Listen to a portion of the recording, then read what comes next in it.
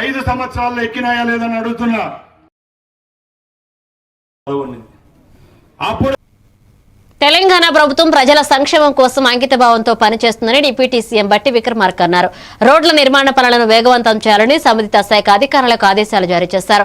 4 line 4 line రోడ్ల ప్రాజెక్టులు పూర్తి దశకు చేరాయని, మరికొన్ని ప్రాంతాల్లో పనులు వేగంగా సాగుతున్నాయని తెలిపారు. ఇక ముఖ్యమంత్రి రేవంత్ రెడ్డి ఎప్పటికప్పుడు అభివృద్ధి పనులకు పర్యవేక్షిస్తూ ప్రజలకు మేలు కలిగించే చర్యలు తీసుకుంటున్నారన్నారు.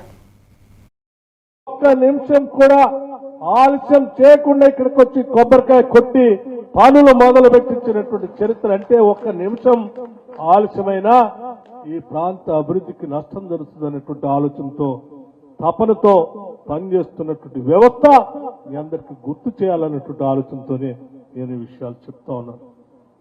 మిత్రులారా, ఈరోజు రాష్ట్ర ప్రభుత్వం ప్రజల కోసం పనిచేసేటువంటి ప్రభుత్వం.